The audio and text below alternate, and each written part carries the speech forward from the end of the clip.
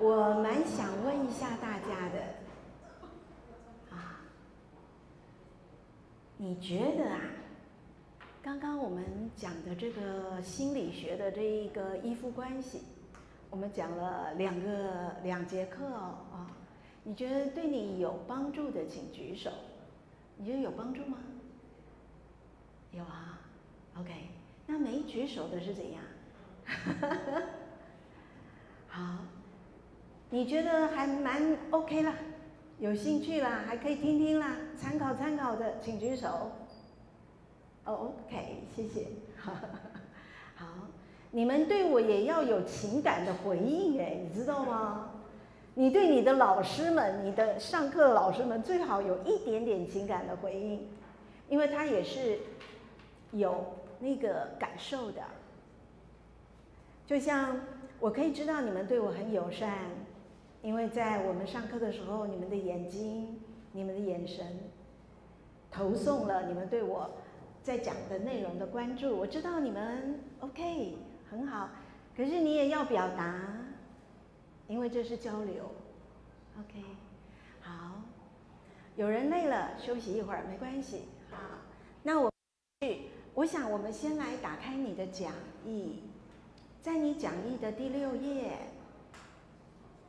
在你的电子版的讲义的第6页，我们先看依附关系的类型，有一个格子，有没有表格啊？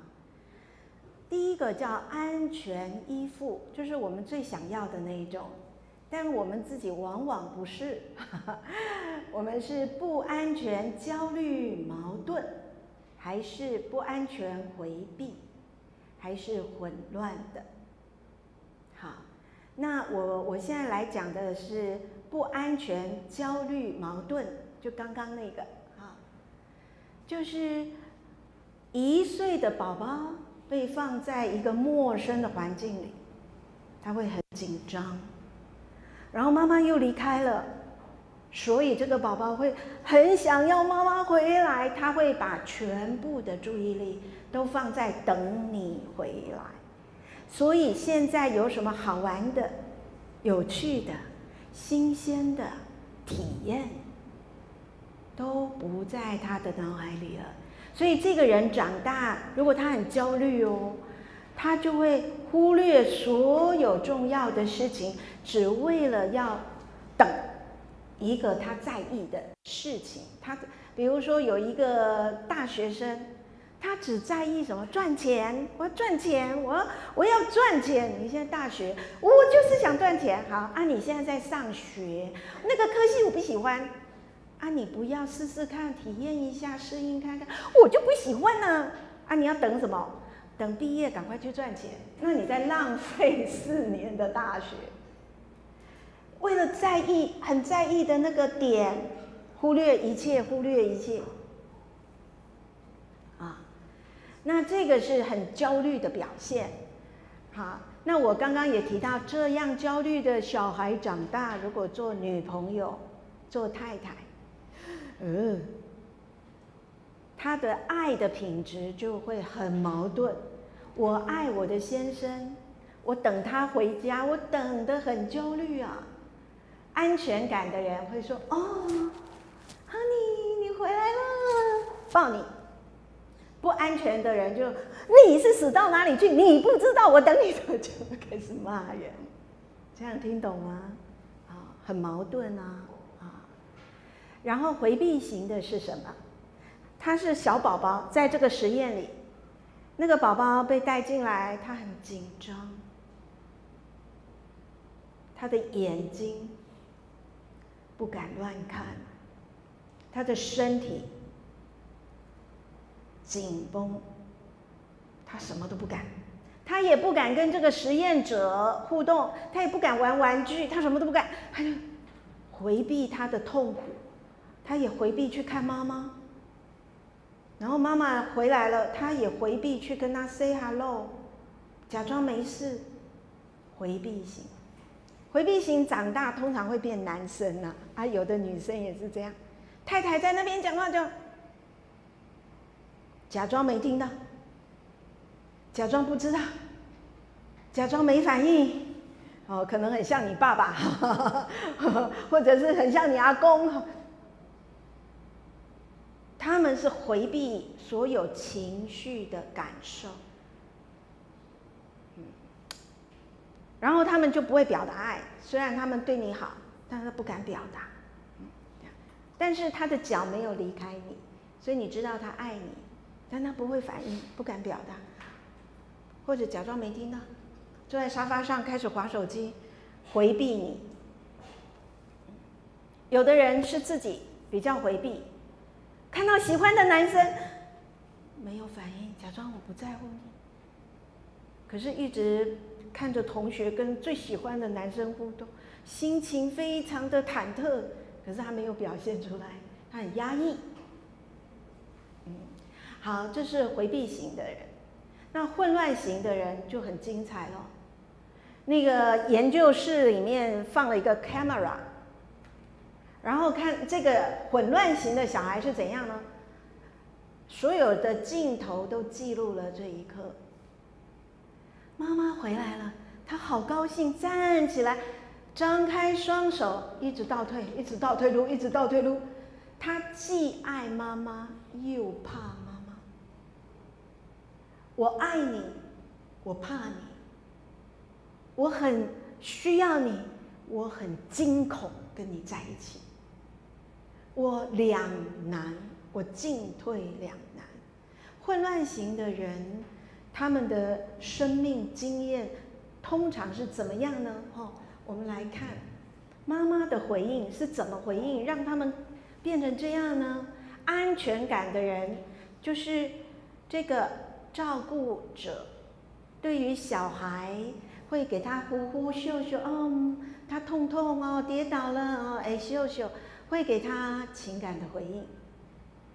如果我在这里讲课，每一次我问到你们，你们都给我情感回应，我也会变成安全感很高的老师啊，就是这是一个回应，你在回应那个人，那这个回应孩子就会觉得很快乐，然后就会变成一个自力更生的成年人。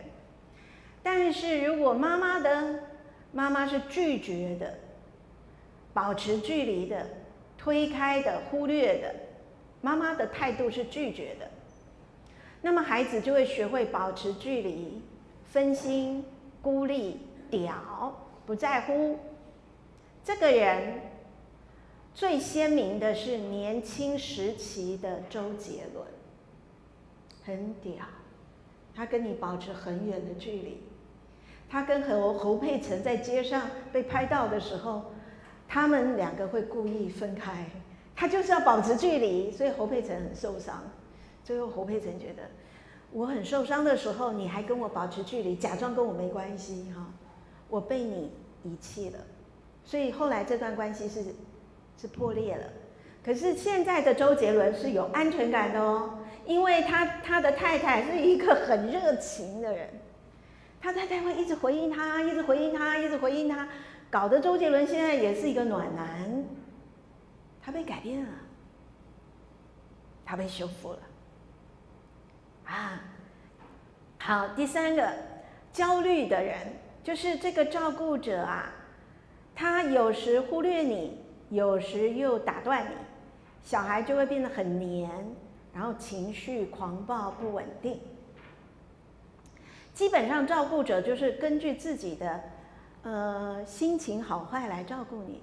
比如说我看到这个20几岁的爸爸，现在年轻爸爸下班一直打电脑玩游戏，然后他的 baby 就这样爬过来，然后爸爸就推开，卖菜了，卖菜，玩爽了吧？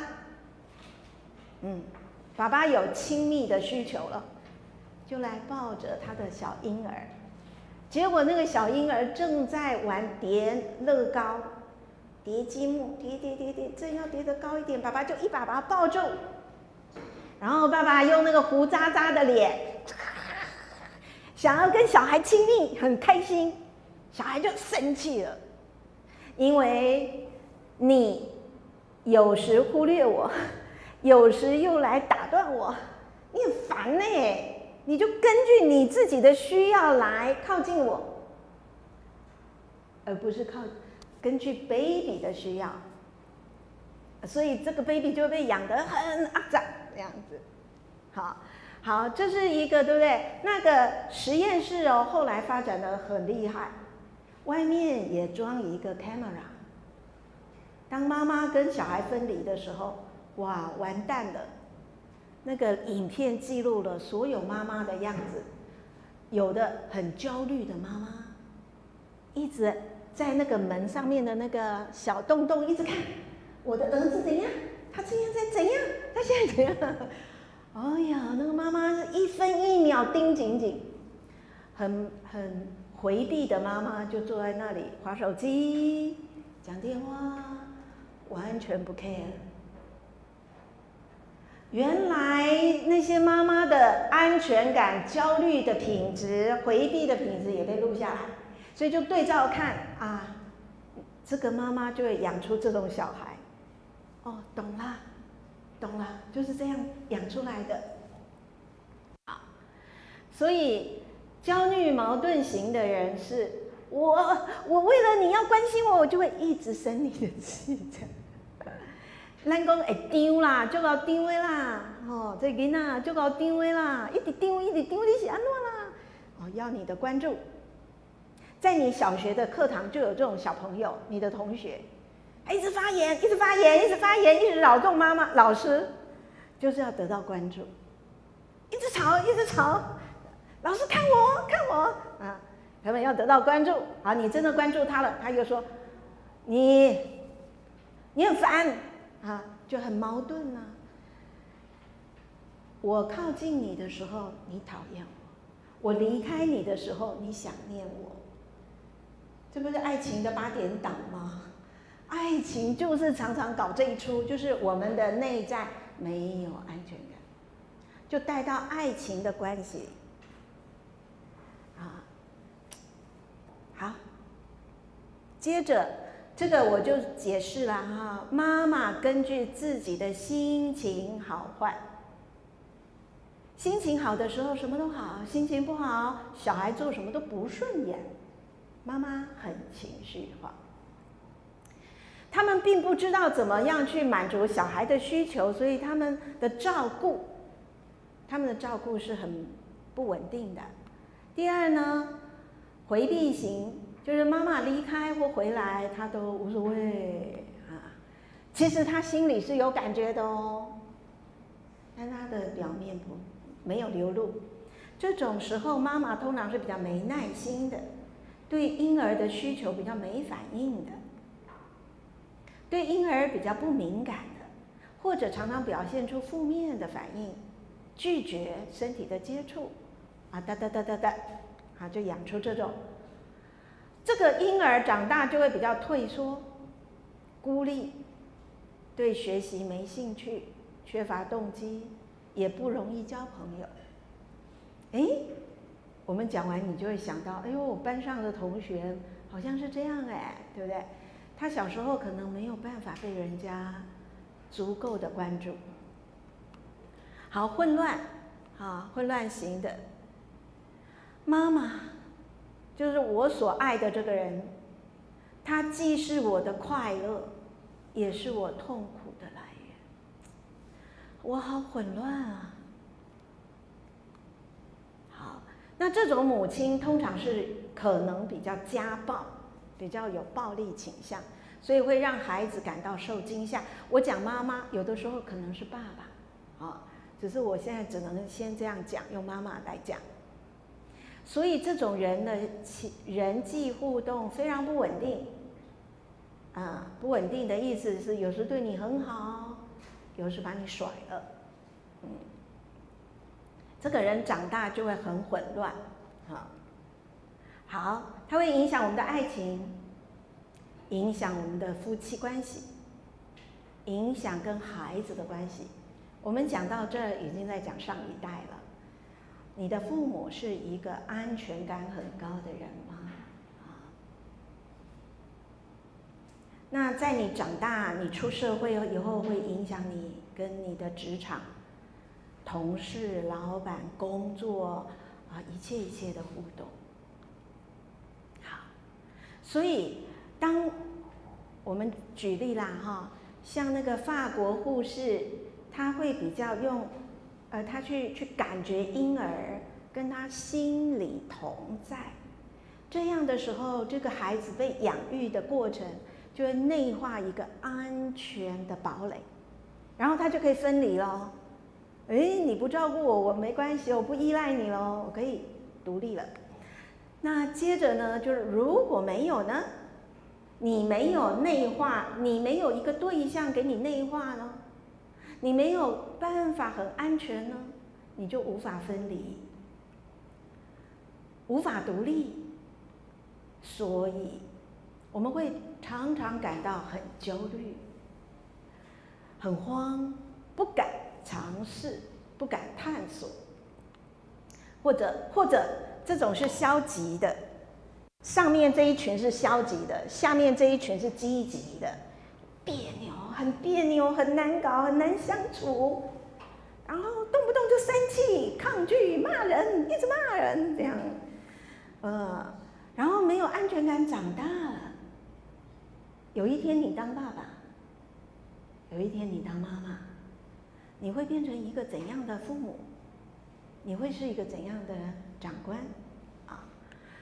有一种就是把孩子保护得很好，我们叫直升机，就盘旋在孩子的上空。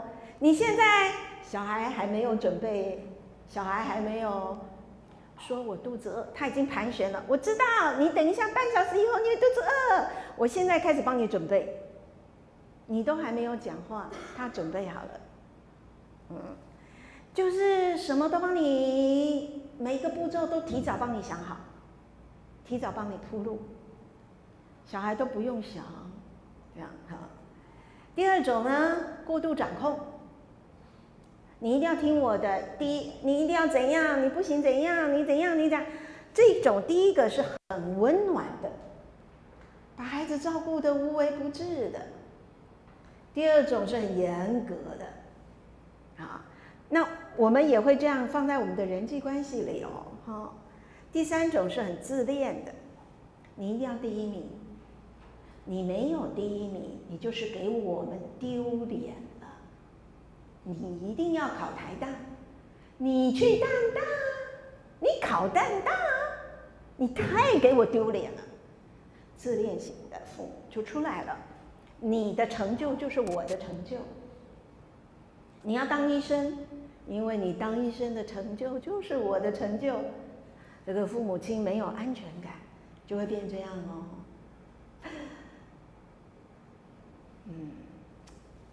好，你是哪一种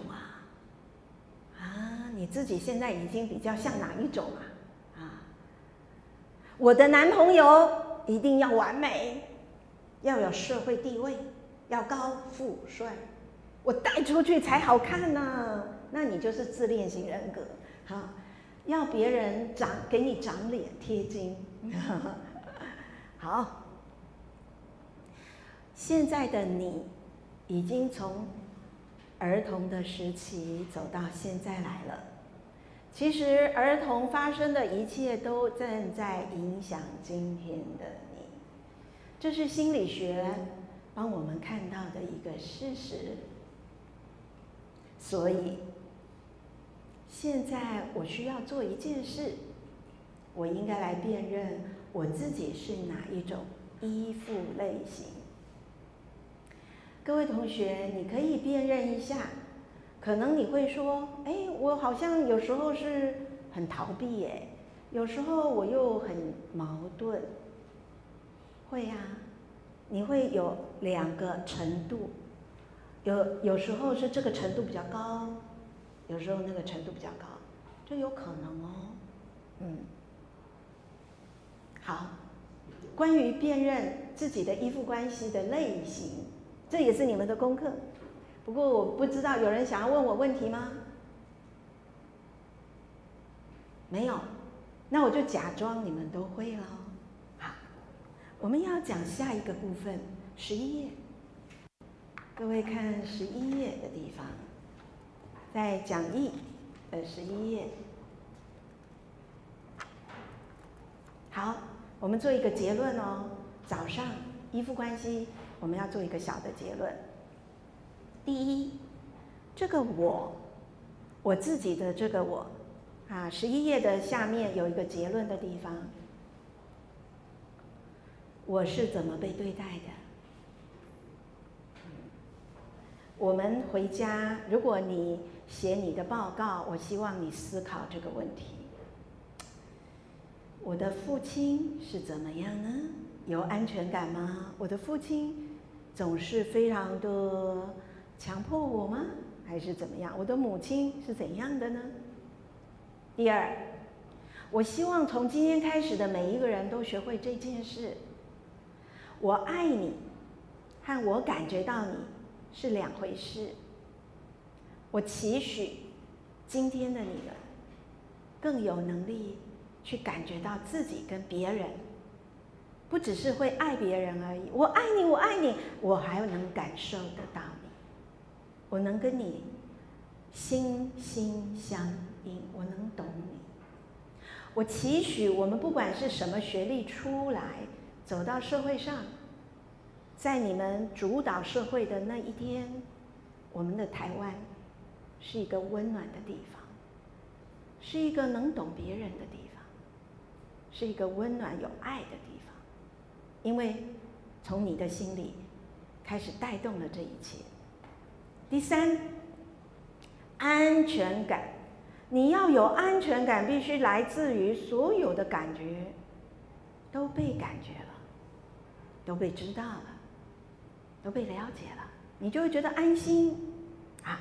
第四，所以我们现在在我的协会里，我是咨商师，但是我现在我的协会是叫身心灵，我们照顾身心灵，我们教导每个人感觉到自己，回来感觉到自己，意识到自己，认识到自己，我来自己启动自己的安全感。我跟自己同在，一切就会不一样了。我再重新塑造自己的神经传导的回路。好，这个是在依附关系里我想要做的结论。你越清楚自己，你对别人就越看得透，这是唯一的地方，一条路。你自己的内心越安稳，你做什么你都越明白。这个好玩，这个你们听了会觉得哇，现在的科学可以做到这一步啦。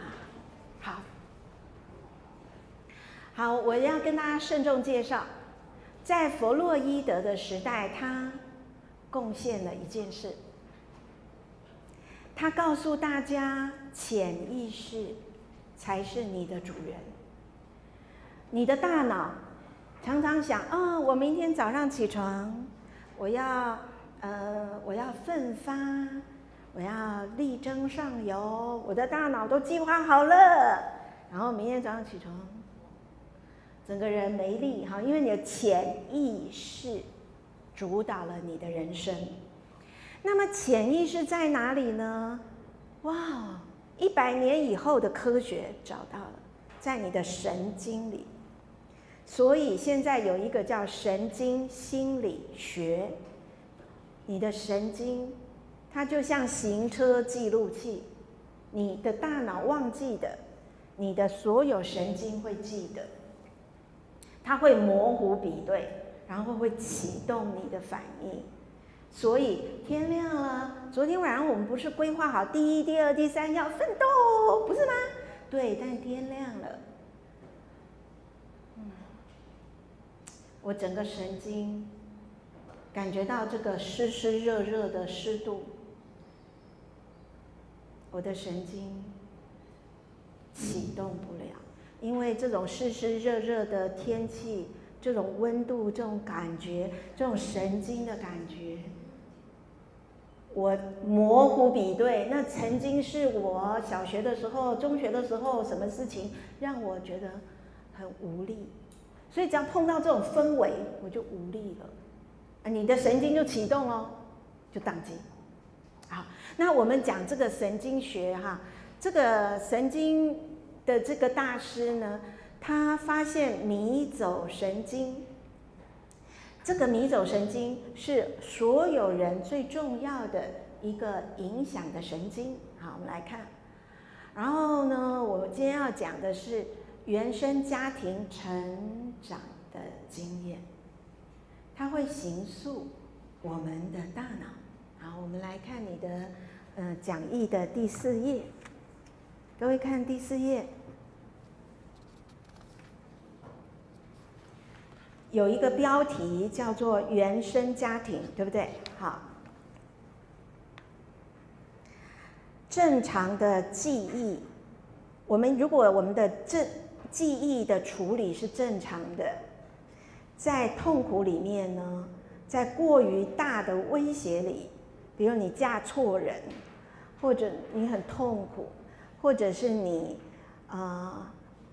交往的对象错了，带给你太大的痛苦，那你的整个神经就会崩解，时间会冻结，危险好像永远都没有结束，而我们的杏仁核随时都在发出警报，压力荷尔蒙就一直分泌，所以我们的睡眠、免疫系统就不断的受到冲击，即使受创的这个人想摆脱创伤，但是他所有的努力都没办法，他没办法忽略排山倒海的情绪，因为大脑负责保命的部分，大脑还在启动保命日夜不停，让这个人宕机。